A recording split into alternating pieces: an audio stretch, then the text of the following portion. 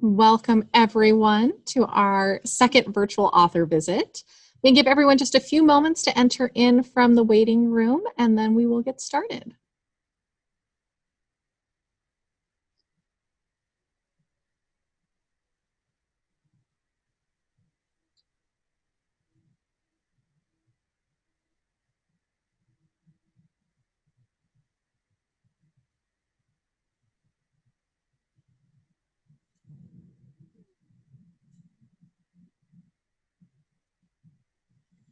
Okay. So to let everybody know kind of how this afternoon is going to go, our author for today, Jody Gehrman, and I are going to have a little bit of a conversation about writing and process and the work that she has done.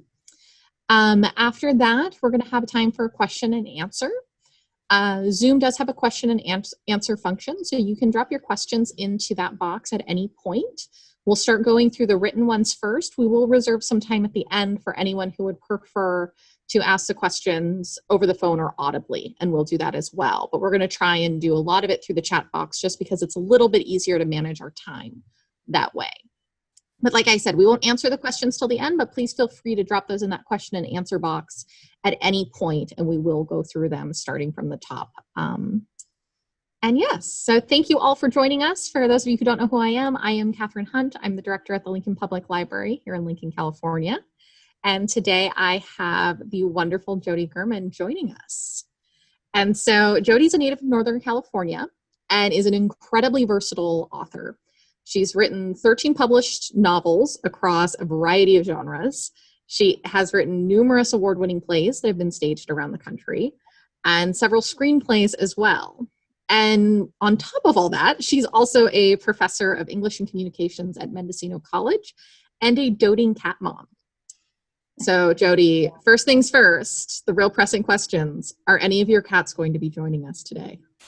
No, they are shut out. They will hear an audio appearance from them asking for food, but no, they're not. I have noticed that cats are very attracted to Zoom and will oftentimes knock computers down, so I have barricaded them outside.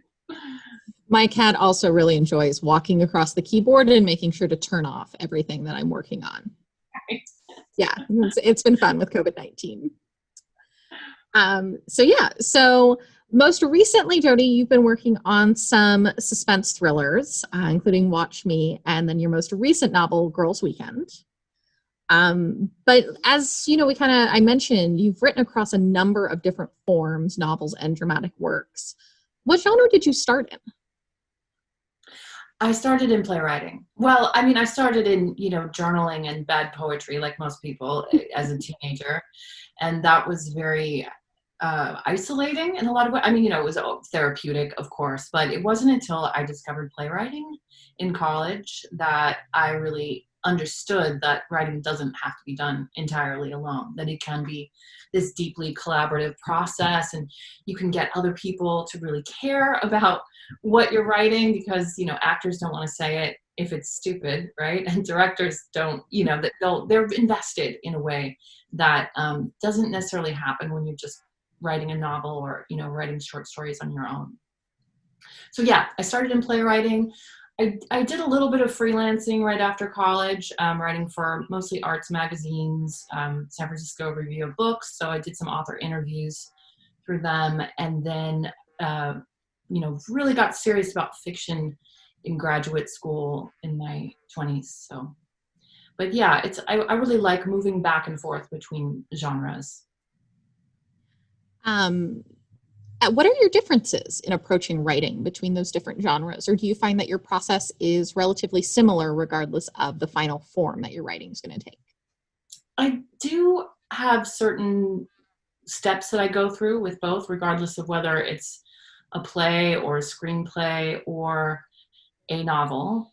And it's really about structure for me. I've struggled all of my life with plotting effectively, in a way that will not cause me to realize, 250 pages in that I really don't have a book here. Yeah, I've done that before. I've done it enough times that I realized that was just not sustainable. So I actually grabbed a couple of my favorite writing books in case we have any writers in the house or people that are interested in this stuff. This is kind of my Bible, Save the Cat. And sorry, this is the novel version. This is the original, Save the Cat. And this is by Blake Snyder. And he is kind of a guru in the screenwriting community. But it took me a while to realize that the structural elements that he introduces, he breaks storytelling down into 15 beats. And so things like, All is Lost, or Dark Night of the Soul, or, the setup, the catalyst, the debate. So those story elements, what he calls story beats, were really life-changing for me to finally understand that, what my professors basically told me was you have to have a beginning, middle, and end, and, not necessarily in that order, right? And that wasn't enough structural kind of advice for me. So I dug deeper into the screenwriting community and then started taking that and applying it to novels. So whenever I have a concept for a novel, I try to run it through those 15 story beats to see, if it has legs, and kind of how to, structure the entire piece, at least loosely. And then, of course, I like to be surprised along the way. There's always a character who doesn't say what I want them to say or do what I want them to do, and then I go off on a tangent. I have to rethink the entire structure, but it takes some of the guesswork out of it. I think writing is a very chaotic process for me anyway. I think creativity kind of is about delving into that chaos, and having a roadmap along the way is extremely helpful for me. So that I think that's the main common denominator for me in my process, is working an idea through those beats and seeing what it looks like before I get too far into it. And to invest it in the characters, and then they can take you off in some very interesting tangents. But I hear what you're saying. We talked to quite a few authors, and we ask a lot about process, because, as you say, it is a little bit chaotic, and it's very different for each person who writes. But a common denominator is that the characters in the stories kind of get a life of their own. But it's interesting. With yours, it sounds like you're saying that the screenwriting community is much more focused on structure first than necessarily the novel writing community is. Right. I mean, there are a lot of screenwriters who will write detailed treatments for a screenplay before they ever write a word of dialogue. And that's all about figuring out the structure of the story, where the high points are, where the low points are, kind of where you want to ratchet up the tension. And I resisted this for a long time. And I have a lot of students who resist it. And I respect that resistance, because I think it feels a little bit like paint by numbers for some people, that it's a little bit too regimented. But for me, it's a balance between finding those bones, and then also being surprised by it and being willing to go in a different direction and rethink the structure if that's what's needed. Absolutely. And I can see students resisting that. I think there's also kind of this concept that for it to be really creative, it has to just kind of spring fully formed from one's core. And, great writing is a lot of great editing and going back in and doing kind of the work, and not that initial expression that comes out of us. Right. Absolutely. Well, and I think that being too regimented about the process is often a mistake too. I often say that each time I write a novel, I'm like, okay, I've got it figured out. I know how to do this. And then the next time I have to completely reinvent the wheel and figure it out in a new way, because it's a new book and I'm in a new place, So I think there has to be that balance between spontaneity and structure. Absolutely. You're mentioning that screenwriters will do entire treatments before dialogue, and you mentioned a little bit too about the collaborative nature of screenwriting and playwriting. Do you feel like the fact that you literally have other people taking over characters with the ability to improv kind of affects the approach toward dialogue, compared to in a novel where you do, at least in theory, have total control? Well, yes. I mean, one of the really fascinating things about being a playwright is that actors will sometimes say your words in a way that you never heard them in your head. And sometimes that's off-putting and you resist and you know, whisper to the director, no, no, no, not like that. But at other times you're like, oh my God, that's so much better. They bring this whole new subtext to the line that I never even imagined could exist, you know? And good directors will do that too, where they're like, they set the play in a place that you never would have imagined, or they cast people that you wouldn't have chosen yourself as the writer. This is part of why I don't direct, is because, you know, I like those other eyes on the project. And it becomes something that's bigger than the script itself. And even from night to night, you know, like the chemistry between the performers and the audience also really dictates. You know, on Friday night, I might think I'm the most amazing playwright ever. And on Saturday night, I will go home in tears because it just didn't land with the audience, you know? So there's a kind of magic there that's really, I mean, it can be brutal, but it can be really exhilarating too. And I think that's part of why I always go home to playwriting. You know, I do a lot of work in fiction, but I kind of need that nourishment of the spontaneous creative process that involves other people, other artists. Absolutely. And getting to see how different people react to your work. Because, of course, every time anyone interacts with a novel, they're helping create that novel in their own experience. You know, the reader brings themselves to it. But as you were mentioning earlier, as an author, you don't really get to see that most of the time. And theater, you really do. Live theater, you get to see all of those different interactions and perspectives coming together. Now, I know from your Instagram that you're also really interested in kind of a middle ground of this, which is audiobooks, and that you, in fact, helped narrate one of your audiobooks. So can you talk a little bit about how that came to be and kind of your thought process and the decisions you made in deciding to co-narrate one of your books? Sure. Well, yeah, my obsession with audio goes back a long ways. There were times where my husband and I became obsessed with like 1940s radio dramas. We used to actually go to the library in Santa Cruz, and we would get out these boxes of tapes that contained old radio shows. And we just loved this kind of theater of the mind thing that was going on, where even more than a play, you know, you as the listener are visualizing what's going on and picturing, and it's really fun to listen with someone else and talk about the pictures that he's making versus the ones that you're making. You know, it's really, I think, a fascinating process. And so when Watch Me was coming out on audio, I had always fantasized about being an audiobook narrator. That was something that I really aspired to.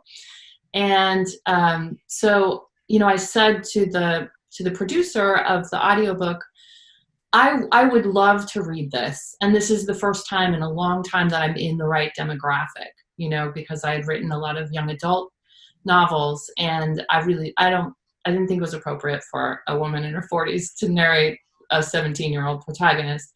So, but I said, you know, I'd like to send you an audition, and I really want you to consider it equally with everyone else. Like I want the best person to narrate this. And whether it was out of politeness or not, you know, they decided to go with me. And Holter Graham was the narrator that was handling the male perspective, Sam's perspective. And so, yeah, it was exciting. I have to admit though, I have listened to snippets, but I have a hard time listening to my own audio books. I don't know exactly what that is, but it was very interesting reading, you know, my half of the book aloud and thinking about the words in a new way. I thought it might be traumatizing, like, that sentence isn't quite right. But it was actually really, really fun to revisit the characters because, by the time a book comes out, quite a lot of space has passed since you originally wrote it. So yeah, it was a good experience. Would you do it again? Oh, in a heartbeat. Yes, absolutely. Yes. Fantastic. So you mentioned that you did YA, that you've written in YA, but your most recent two are in this thriller genre. And so can you talk a little bit about making that transition and what inspired you to do it and what you're really kind of enjoying about working in thrillers? Sure.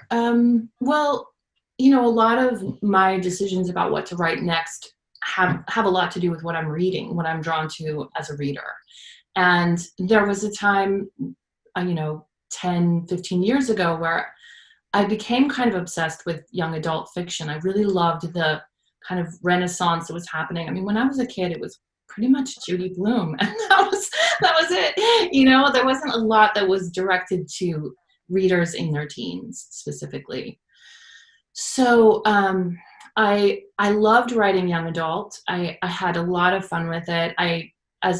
As a teacher at a college, I was in touch with a lot of young people, and so I sort of took pride in like staying hip with the lingo and understanding, what's going on for young people. And I used to get just amazing emails and letters from readers that were in high school and reading my books. And so, that time of life is so intense. There was one young woman who wrote to me and said, I'm going into high school. I'm going to be a freshman in a few weeks.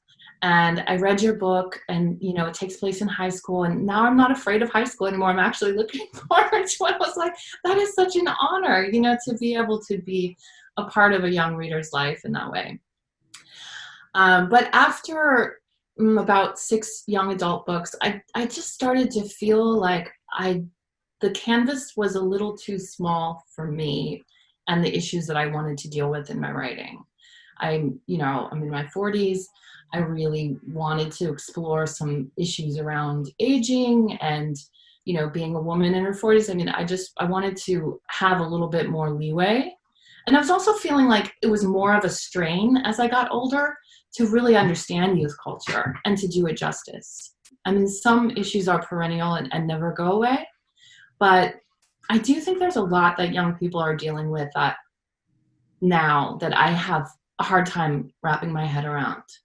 So as I started reading more suspense, and especially suspense by women writers, I started getting really excited about what was happening in that genre. And it felt like a landscape that I could embrace for a number of books. It wasn't just going to be 1 or 2, but it was big enough. It was a bigger canvas that I could express the ideas that were current for me at that time. That's excellent. And yeah, I feel like young adult it's an incredible genre, but I empathize with your point of trying to bridge the generation gap, especially with, not to go on the same lark everyone does, but I can't imagine having my adolescence be recorded on social media and spread around to everyone, and the kind of pressure and social dynamics that creates. I mean, even as an adult managing that with a broader perspective, social media is intense, and to add that onto an already intense time of life. So now with that, kind of talking about different questions in thrillers. So both Watch Me and The Girls' Weekend, your two latest books, they feature protagonists who are writers and academics like yourself, which is wonderful. I love thrillers with academics in them, as we were talking before we got online today. How do you feel that your experiences inform those characters? And what was it about the worlds of writing and academia that you wanted to bring in to these books? Well, I mean, as a working writer, obviously that's what I know, right? That's what I spend most of my time doing.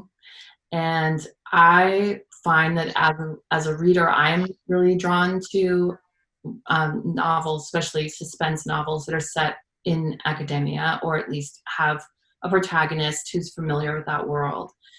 So, I have experimented with other types of protagonists, who have other jobs, but it feels oftentimes like not as rich for me. I have to reach a little farther, and it's, given the complexity of suspense, it feels like there's already enough moving parts. Like, I would like a protagonist who is at least grounded in the world that I know. Mhm. And, academia, I mean, I haven't really explored this thoroughly, but academia is actually full of, simmering tensions and subtext that lends itself well to suspense, I think. So, I mean, the Girls' Weekend is less about, it's not set on a campus, right? It's a weekend when these women who went to college together join up for a reunion, and things go horribly wrong for them. But the protagonist teaches at a community college in California, like I do. And so anyway, the Girls' Weekend deals a little bit more with writer envy, which I also find really fascinating. The ways that we writers, especially with social media, can, want to support one another, and at the same time not really want our friends who are writers to get more than we got, right? Like, to get a better book deal or to get the movie deal. It's a complicated dynamic there that interests me. Absolutely. Absolutely. And as I call myself a failed academic, I feel you on the simmering tensions of academia. And Really? yeah, it's that's interesting with the writer envy, because I think that is a difficult thing across a lot of industries, but particularly creative industries, where so often, not only are you creating your work, but you're also creating your persona and advocating for yourself and doing the editing, doing the press tours. It can be really hard to feel like there's only so much success that can go around, and where does one fit in there? But a lot of what we hear is that the writers community is really supportive. Have you found that to be the case in your community, that even with that little gremlin that lives inside all of us, that you have a strong writers community that supports you and that you're a part of? I do. I mean, I have dipped in and out of writers groups. I mean, I was in a writers group for a long time, and then I decided to kind of go my own way, just because the pacing of, oftentimes writers group tends to exchange a chapter at a time, and I found that I really wanted to finish the whole book before I got other opinions in there. I needed at least a draft, no matter how bad that draft may be. I wanted to write it all the way through. So for practical reasons, I don't happen to be in a writer's group right now, but I feel really blessed to have a lot of creative people in my life who are, willing to read drafts and trade drafts. And some of them are right here in my town, and some of them are across the country or even in other parts of the world. But I think that writing, especially writing fiction, can be so lonely, that it's essential that, I mean, writers need each other. We really do. And time that I have spent at, writers conferences or collaborating. I have a couple of girlfriends that I met at a screenwriting conference, and we would meet up twice a year to write a screenplay together, and then it kind of morphed into like working on our own projects, but reading each other's work. So yes, I feel very blessed in that way. It's definitely not all about envy. I mean, I gravitate towards people that are generous and willing to, give each other the space to be successful, and not think, as you said, that, well, there's only so much to go around, and, I need my piece of it. So yeah, I'm lucky. But that doesn't make for good thrillers. No. Dig into the terrible stuff. I always tell my mom, why did you guys give me such a happy childhood? I mean, I'm nothing to write about. You should have been like heroin addicts or something. And you'd be doing memoirs. So who do you give your drafts to? Who do you turn to get an opinion on your work and whether it's coming together? I mean, obviously you have editors and things like that, but whose opinion do you really value and turn to, even outside of kind of the professional publishing chain? Yeah, good question. Well, I mean, it has changed over the years to some extent, but I think this is true in general, that when I think about my beta readers or early readers, I kind of think of it as um, like when you throw a pebble into the water and you see the concentric circles, I have my inner circle of people that I really trust, who can see the worst drafts, like the really early, terrible, misshapen, problematic drafts that are just messy. And that's, my husband, my father, my mom, like my inner circle. And I don't give it to them because I want them to tear it apart. I give it to them because I need to hear the encouragement in order to move on. And they always have one or two ideas that are useful without completely demoralizing me. So yeah, that's the early stage. And then I kind of work my way out from there. I have a circle of like friends that I went to grad school with, or colleagues that are avid readers, some of whom are writers, some of whom are not. And I send out to them once it's, in its third or fourth draft, it's not quite so lumpy or embarrassing anymore. And I'm ready to handle the harder critique. And once it's been through that phase, then I usually send to my agent. She has some notes, it's sort of like, by the time it actually gets to an editor who has the power to purchase it, then hopefully, it's fairly polished. But the circles go from kind, loving, super generous and caring, to the harsher critics. I still need that harsh critique, but early on it's hard to take.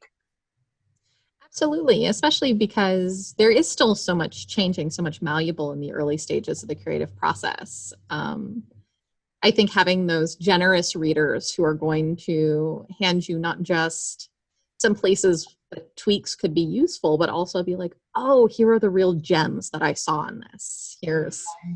Right.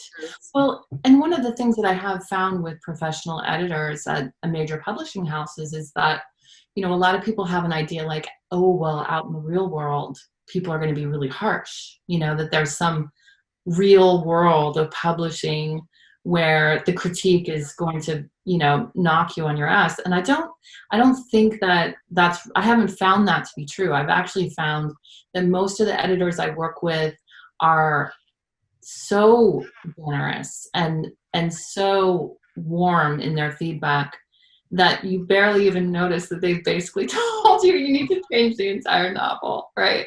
Like they've lavished so much praise on you at the beginning that, then when you get into the nitty gritty, you're like, oh, wow, this is a page one rewrite. And it's not fake. Like, I think that appreciation for the draft is authentic, but that has been my experience of the professionals, is that they're so good at, keeping your spirits up, but also moving you towards a draft that is stronger. That's fantastic. Yeah, and they are there because they love literature and new voices and authors, at least hopefully. That's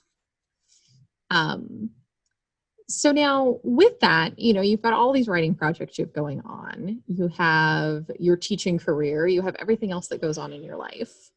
How do you handle all of the time demands that you have while still being able to create the work that you do?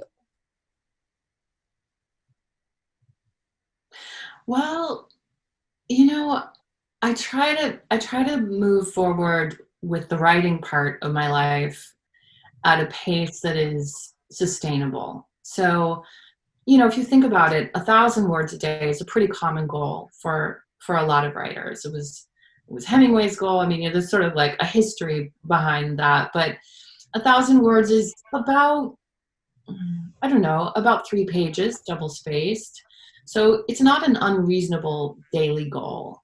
And if you're keeping that pace up, the average suspense novel is about 80,000 words. So, in 80 days, you could have a complete draft if you wrote 1,000 words every day, which I think is really something that people look at the enormity of a novel and all of those pages and all those characters and all those plot elements. And it's like, if you just think of it day by day, a piece at a time, and of course it doesn't mean that, in 80 days you're done. I mean, there's a lot more to the process, but for me that helps to keep me from being overwhelmed, especially when the demands of teaching and just everyday life start to become intense. It's like, well, if I can just carve out a little bit of time to keep the momentum up. And then the great thing about teaching is that I also can be a binge writer in the summer. I mean, I oftentimes up the word count to 2,000 words a day if I can, and just really live in that world and completely dedicate myself to my writing life in the summer. And that really refreshes me, so that when I go back to teaching, I feel like I have this stockpile of words that I can continue to shape and reform.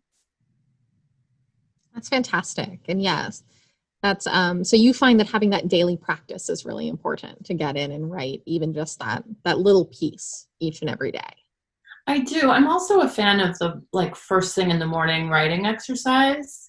I I I can't remember the exact name of this book, but it was a songwriting book, and he describes the importance of waking up in the morning, setting a timer for 10 minutes, giving yourself a prompt. Just you could look around your room and find an object, and that becomes your prompt. And then you just really dig into the senses, stay grounded in sight and texture and taste and smell, all of the senses. And once those 10 minutes are up, you stop writing. Like, even if you want to keep going, you don't.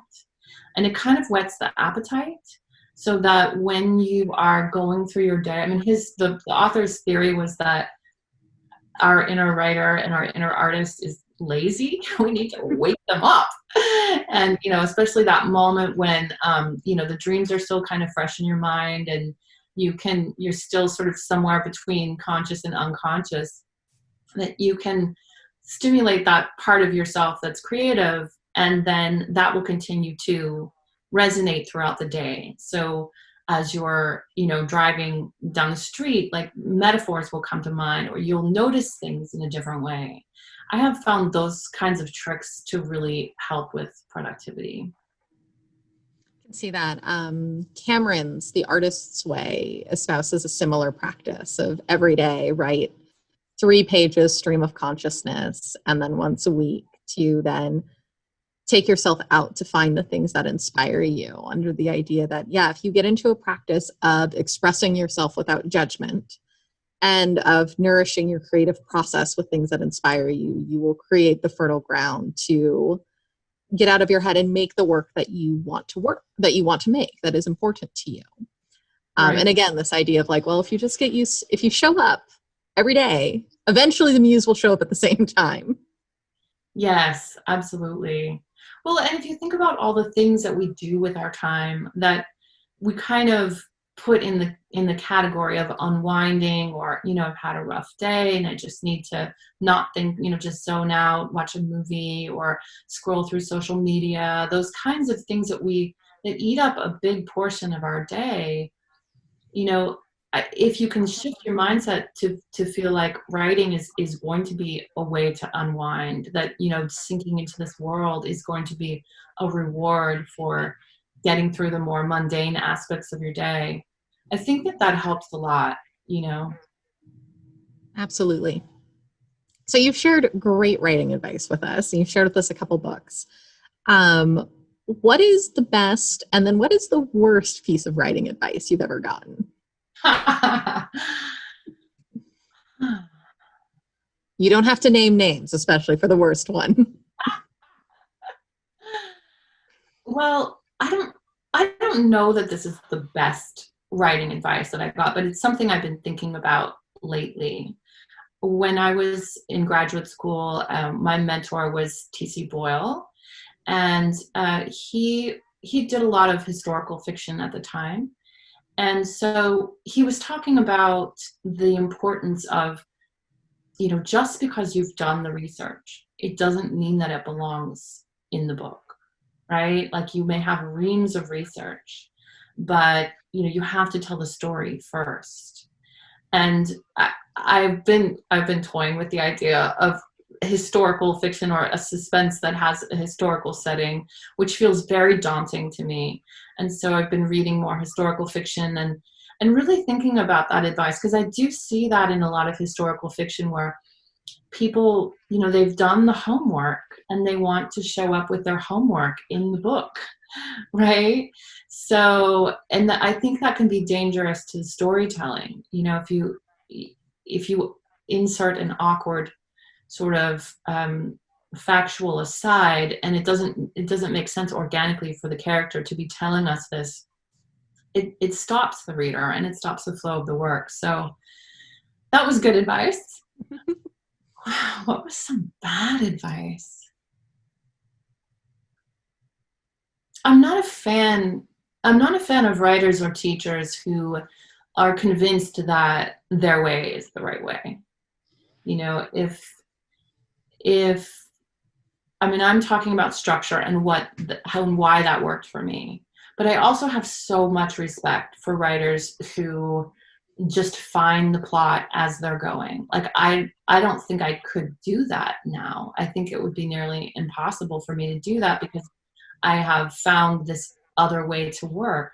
But I think that is just as valid. And I really think that writers need to find the confidence to, forge their own path and find the process that works for them. I mean, maybe writing every day doesn't work for you. There are writers who will isolate for weeks at a time and that's all they do.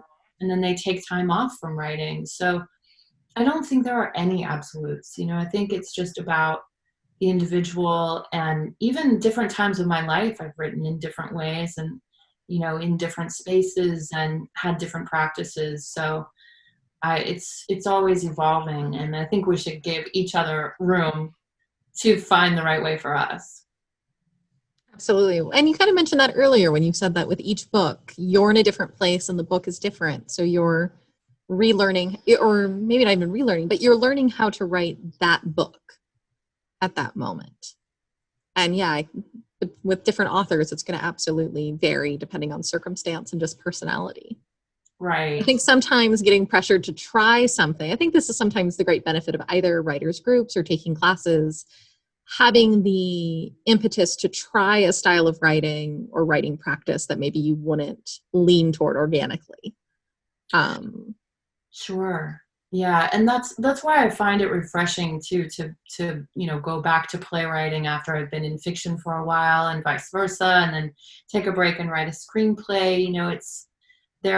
They're all so different, and they kind of they allow me to refresh my writing brain when I go back to the other format. Fantastic. So now, is there a book that you wish you could have written? Or my favorite version of this question is there a book that you would love to be a character in? Oh, okay. Well, we were talking earlier before we started recording about Donna Tartt's Secret History. Love. I mean, Donna Tartt is just so amazing. And, she's so intricate and just, I mean, her sentences, her punctuation, everything is so amazing. So yeah, I wish I wrote that book, definitely. And by the way, just as an aside, for people who love Donna Tartt, ton of French. I mean, is a very different kind of writer, but there's something similar. There's enough crossover there that I'm just, enamored of both of them.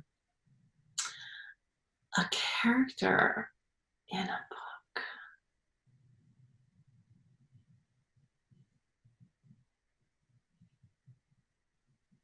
I don't know, that's really hard. I mean, for some reason, Alice in Wonderland is the first one that's coming to mind. That would probably be absolutely terrifying. But, I love the whimsy of that. And Peter Pan, some of the sort of childhood favorites are the ones that come to mind. Even Harry Potter, to some extent, I think I would want to go full magic, definitely. Well, yeah, if you get to pick a whole new world. But no, I too am a fan of Donna Tartt's work. And I think, kind of to your point earlier, I think she's an author who is very good about doing her homework and not turning the book into her homework. Right. There is that lushness and detail that really shows that there's kind of the knowledge and structure behind the world she's talking about. But we're not getting in, The Secret History, for example, the full lowdown of the politics of classics departments in small liberal arts schools on the East Coast. Right. Yeah, I'm sure there must be interviews with her online. I haven't really dug into them, but I would be really interested to know her process, from research to writing. I have a feeling it's quite extensive and deep. A book a decade. I mean, she's got plenty of time to Yes. to do that. Well, fantastic. Well, we're going to open it up to questions in just a second.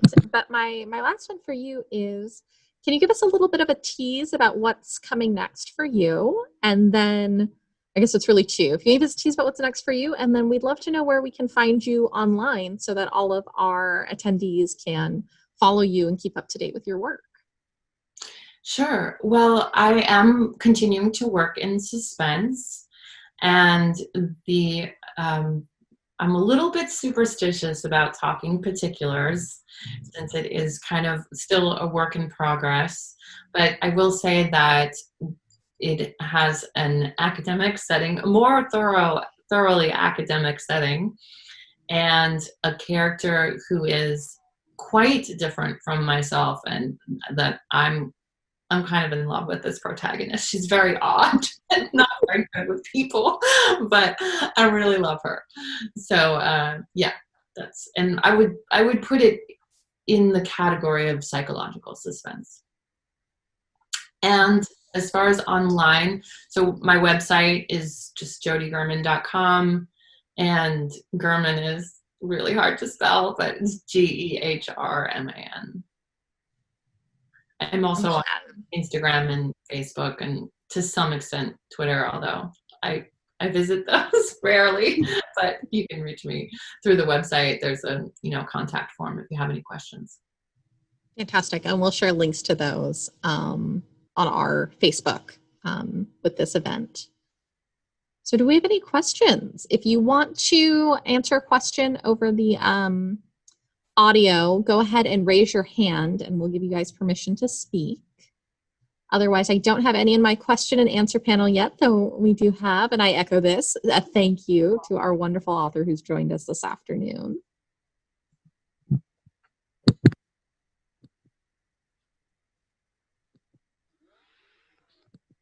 While we wait to see if anybody is typing, we do have praise for your narration in Watch Me, that you were the best choice. Oh. So we have readers who are a fan.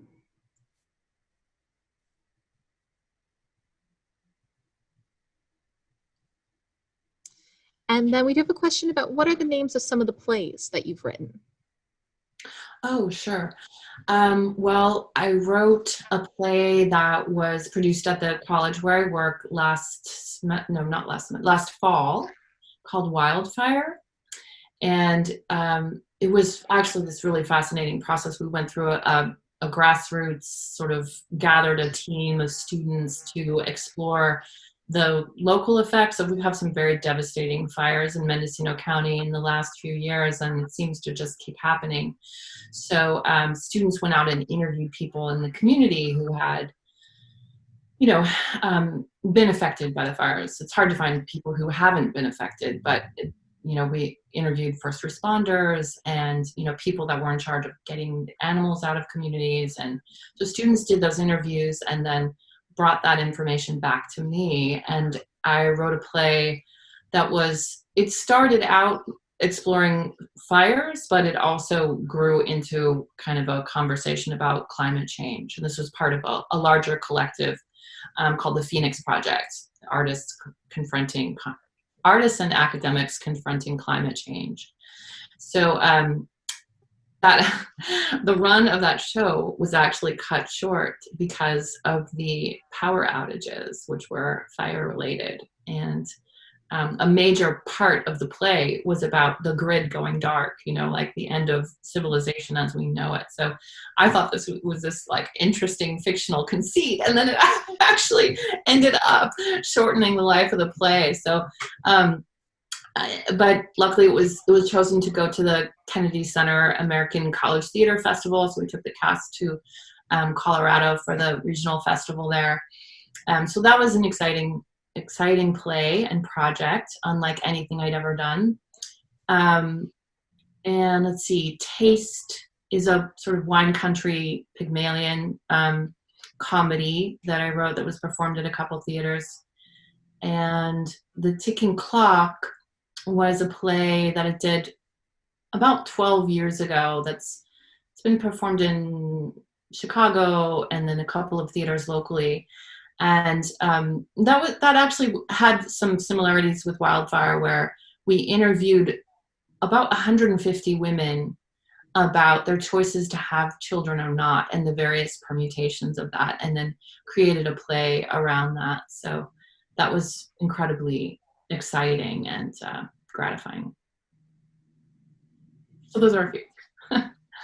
That's amazing, synthesizing so many perspectives into those works and pulling so much independent research into them. Yeah, it was very kind of, a double-edged sword, because you do feel a certain responsibility to the stories that you've gathered.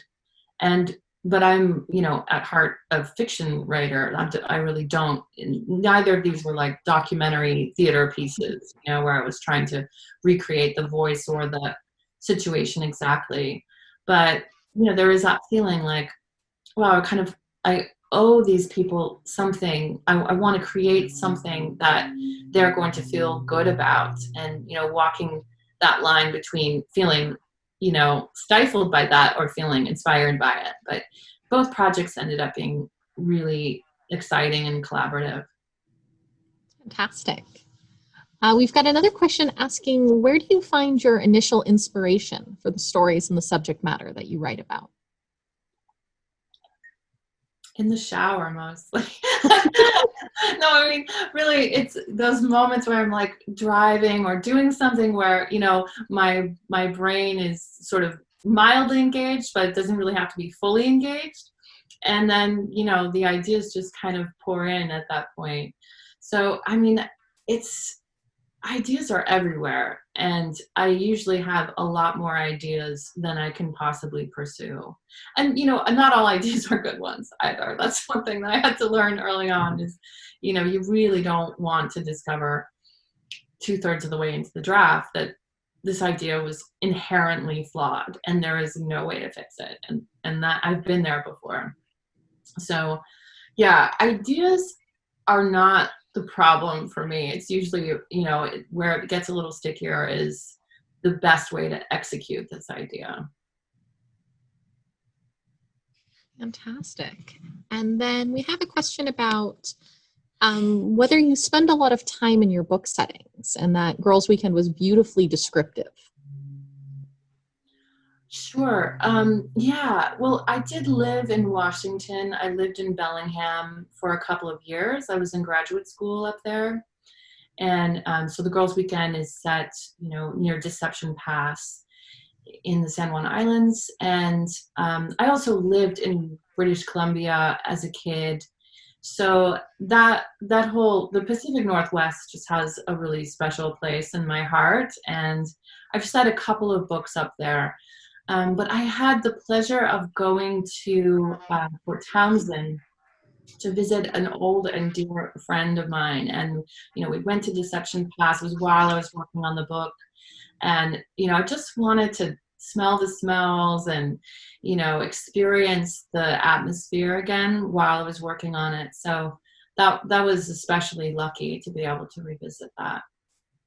I mean, to whatever extent I can, I like to go to the places, and I feel pretty uncomfortable about setting a book someplace that I am not deeply familiar with. So Watch Me was kind of the exception. I set it in a fictional college in Ohio, which was a somewhat random choice. I don't really have any, I mean, I have family in Ohio, but I haven't spent a tremendous amount of time there. So, but generally speaking, most of my work is set either in Northern California or the Pacific Northwest. They're beautiful places to set books. I'm biased with Northern California, but absolutely. Let's see. Do we have any other questions coming in?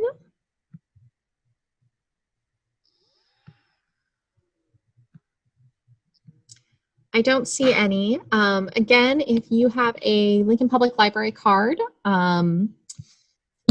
we do have access to Hoopla, which does have the Girls Weekend on it, if you would like to enjoy that book. Otherwise, we will be getting physical copies in our next shipment here to the library. And of course, you can pick up books for yourself at any online retailer or your local independent bookshops.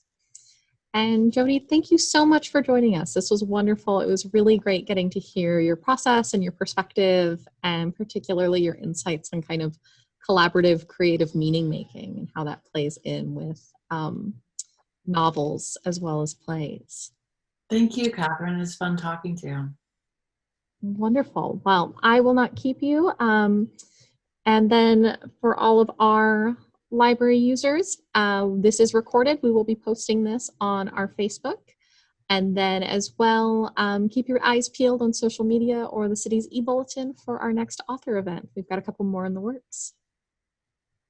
Thank you all for joining us.